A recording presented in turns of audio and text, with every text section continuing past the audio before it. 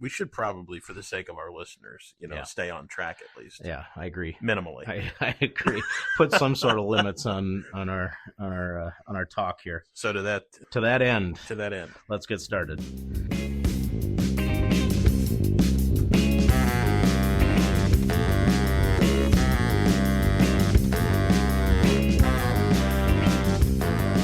And yes, this is a Patreon member exclusive. Welcome to a special episode of Bumpkin Angling, a bonus episode of the podcast. Yeah. Bumpkin Angling is a project of Boulder Lake Fishing Club and Two Harbors Community Radio. It's the show that goes deep into the ins and outs of the surprisingly complex world of angling. There's me, Big Wave Dave Adams, friend to the loon and the pike and friend of the beaver, and lover of the boundary waters and Kentucky Freight Train, concerned citizen, and lover of the boundary waters and of Northeast Minnesota. Yeah. All right. So usually you can hear our show on Saturday mornings at 11 on KTWH 99.5 FM or ktwh.org. You can find us on Patreon, wherever you find your podcasts. This episode is a bonus on Patreon, but we were moved to get together to record, have a little discussion, an episode, and have a discussion about the boundary waters and the things that are in the news right now and the things that are threatening the boundary waters. The boundary waters, Canoe area, wilderness. Yeah, and so it's a place that's near and dear to our hearts, literally fairly near geographically, and very dear to us just in doubt. And the preciousness of this thing that we have in our backyards. Mm-hmm. So we wanted to do our part for the boundary waters and to try and encourage other people to stand up and protect this resource that we have here in Minnesota. Exactly. We just want to try to give folks who may not be familiar a little bit of context on the boundary waters and a little bit about how it came to be what it is today. Yeah. And then talk a little bit about political machinations that are happening, around the boundary waters. So I think you've prepared a bit of a timeline for us, just to tell us to put things in perspective where the boundary waters is and exactly how it got to be that way. I did, yeah. So the boundary waters Canoe area wilderness, the BWCAW as we call it, is a 1 million acre swath of the Superior National Forest in northeastern Minnesota. And so that area of the country was, of course, inhabited thousands and thousands of years ago by members of the Paleo-Indian cultures. And then over time, as the Anishinaabe people started arriving, having migrated from the Atlantic coast, set up and established seasonal cycles of harvesting wild rice, fishing, hunting, and maple sugaring. And no white guy showed up until 1688, which was when the first French explorer Jacques de Noyon showed up. And then by 1730, the fur trade blew up. Tons of voyageurs were taking beaver pelts out for Hudson's Bay Company and other companies like that. And the fur trade routes were so significant they actually were used to define the U.S.-Canada border in 1842. Oh, wow. And I've also read... I didn't realize that's where that... And I've also read, actually, that most of, if not, the great percentage of portages, even today in the boundary waters... are still the original routes. Interesting. So in the early 1860s, a gold rush hit the whole country, and it extended into the north and into Minnesota. There was some gold, not much, evidently, but prospectors found iron in abundance. Yep. So mining began to surge, and with it, logging to support mining operations and the settlements that grew up around mining. And the first ore shipped from the Vermilion Range in 1884 and the Mesabi Range in 1892. Okay. So that's the area that we're talking about. Right. Mining was really going gung-ho around the turn of the century, and Theodore Roosevelt in 1909 established the Superior National Forest. Mostly, I've read, in response to that exploitation that was happening. He was an environmentalist of sorts. And that was the beginning of the restricted use of what would become the boundary waters. Yeah. In 1926, the U.S. Forest Service designated the Superior Roadless area to protect the core wilderness from road development. That was 1926. Okay. 1930, the Shipstead-Newton-Nolan Act prohibited logging and dams near shorelines to preserve water levels. So you can see as we go forward, there's more and more restrictions. In 1949, Truman signed the executive order banning low-flying aircraft over the region. Wow. 1964, this was a big one because this was the National Wilderness Act in 1964. And the Boundary Waters was included in this list of instant wildernesses that had that designation. And among them were the Gila Wilderness in New Mexico and the Bridger Wilderness in Wyoming and others. Boundary Waters was one of them. Right. But it was the only one on the list that still had major exceptions for stuff like logging and motorboats. Yeah. 1978, Congress passed the Boundary Waters Canoe Area Wilderness Act. Yeah. This was 78. This law added 50,000 acres. It banned logging. It restricted mining, importantly, and strictly limited motorized use. There's still some big lakes that are partly, Yep. Clearwater. Yep, exactly. Yeah. Burnside. Yeah. Seagull. I think. Anyway, that established the current sort of management framework in 78. 2023, advocates secured a 20-year mining ban. You're going to talk a little bit more about that maybe to protect the headwaters of the wilderness. And so this is all important because the water that's flowing into the BWCA will filter into just about the entire water system. Yep, indeed. So that leads us to today, 2026. Up here in Minnesota, the area continues to be a focal point for battles between the corporations that own these, mining concerns and environmentalists. I don't feel like it necessarily needs to be framed that way, but that's generally how it's framed. Yep. And particularly regarding the proposed sulfide or copper mining, advocates argue that it poses a permanent pollution threat to the interconnected watershed. So any mining in the headwaters of the Boundary Waters will always be a risk. Yep. Boundary Waters advocates say no. It's a threat. But earlier today, copper nickel mining proponents got a boost. The U.S. House of Representatives passed Representative Pete Stauber's House Joint Resolution 140, which aims to overturn that 20-year mining ban, protecting the Boundary Waters from toxic copper mining. So it was 213-210 in favor of overturning that 2023 rule. Right. So now it goes to the Senate. Yeah. So that's kind of where we sit right now. Yeah. Do we know the timeline as far as when it'll go to the Senate? I don't know when they'll take it up. Okay.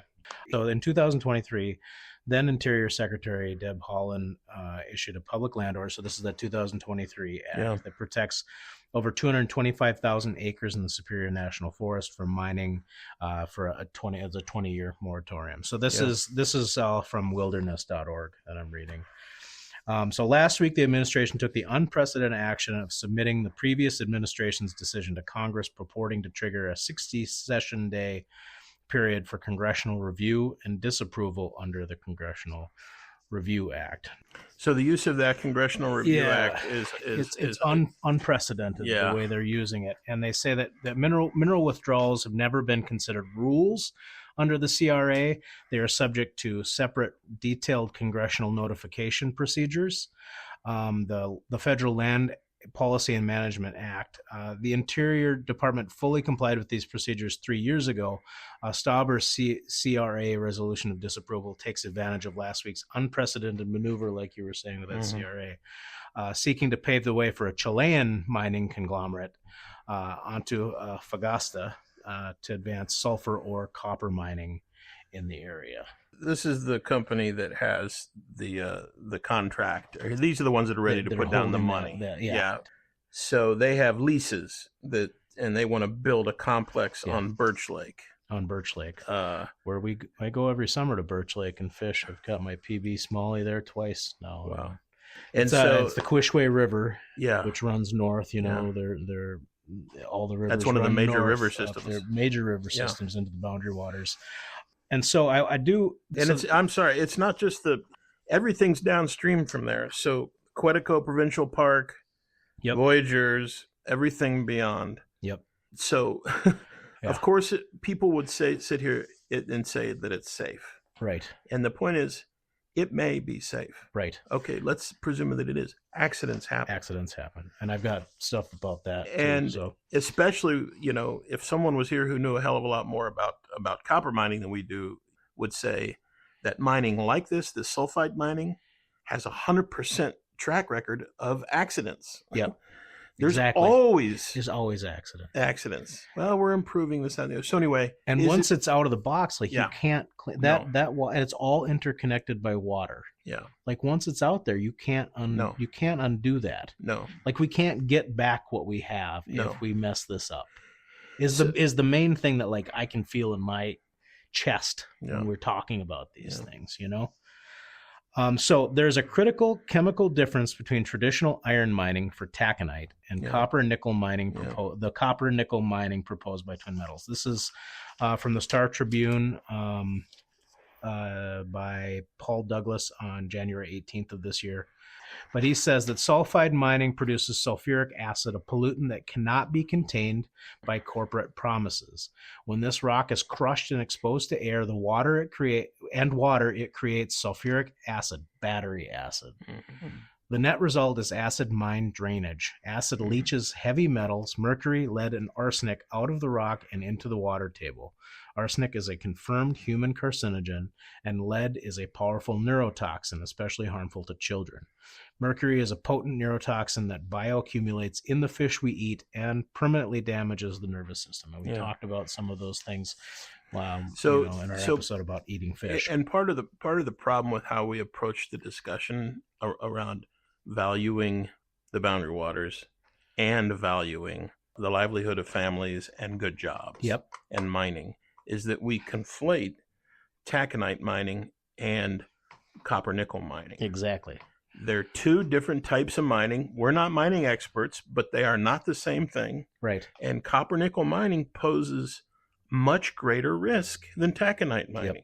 Yep. And so that's part of it to me, is that when I hear Representative Stauber talking about this stuff, he talks about quote unquote mining jobs. Yeah.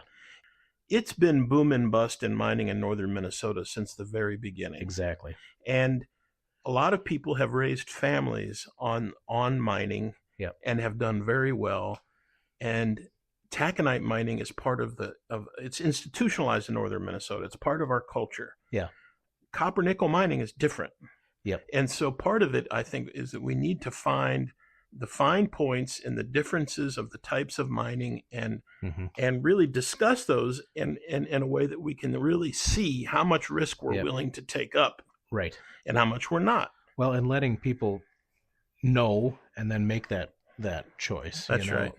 And the other thing that I have to say is that I talked in the beginning about how this thing is framed as you're either in support of good jobs or you're in support of the environment. So you either value families or you value the environment. It doesn't have to be framed that way. It does not. That part of that argument, assumes or presumes a certain lack of investment in good jobs and families other than mining in northern Minnesota. Right. How about the tourism economy, for example? And I'm not talking about small stuff, big stuff, institutional investment. Yep. What if we took all the money that we want to spend on extractive mining and put it into other stuff? Right. Making solar panels, which they do up on the Iron Range. Yep. Awesome outdoors stuff that people come from all over the world to do. And not just fishing, mountain biking. And it's all around clean water, though. It's all clean around water, pristine wilderness. So I don't accept the framing of the argument of you're either with families and good jobs or you're with the environment. That is an excellent point. And that's something that I've grappled with a little bit in researching this, and I don't want to come off as somebody who doesn't care about mining families families in Minnesota, but especially union jobs. We're 100% pro-union. Yeah. Yeah. The data isn't encouraging. According to Earthworks, a study of 14 modern U.S. copper sulfide mines representing 89% of production found that 100% experienced pipeline spills or accidental releases. This is from the Star Trib. And 92% failed to control water pollution. 92% failed to control water pollution. The whole boundary waters is water. Yeah. That's what it is. Yeah. Another conclusion: in some cases, water quality impacts were so severe that acid mine drainage at the mine site will generate water pollution in perpetuity. So here's what you were saying, and I wanted to come back to this. Is what I want to get to. Harvard economist James Stock analyzed Minnesota Arrowhead's economy over 20 years. He ran 72 different economic scenarios. In 69 out of the 72 scenarios, the regional economy performed better if mining was banned. His conclusion: the amenity-based economy, tourism, cabins, remote workers, creates more wealth than the boom-bust cycle of mining. And I didn't even go to Harvard. Yet. I'm going to be on the phone for you, buddy. The fact that the company that really stands to benefit the most here is not even based in the United States. And it's all this pro-America stuff. It kind of drives me crazy. It is a little maddening. Yeah, yeah. For paddlers, anglers, and hikers and campers, the Boundary Waters is irreplaceable. Its interconnected lakes and rivers support world-class recreation, clean water, wildlife habitat, and a thriving outdoor recreation economy that sustains thousands of local jobs. Sulfur or copper mining in this watershed carries a high risk of acid mine drainage and heavy metal pollution. Yeah. This damage would be permanent and incompatible with wilderness recreation. That's from Outdoor Alliance. I should call my representatives more and let them know what I think about this. You know, I say, look, we have to preserve this in terms of jobs and supporting families. You know, we need institutional, governmental, societal investment in creating a new economy in northern Minnesota, and falling back on this as an option is so short-sighted. I started out the timeline about that area, the Boundary Waters, talking about, indigenous use. And Native folks go on today exercising their tribal rights in the Boundary Waters. But I want to circle back to that a little please. bit and talk about that. So this has been a learning experience for me. So indigenous people have been using that area that we know as the BWCAW for hundreds and hundreds of years. And it's the traditional territory of the Anishinaabe.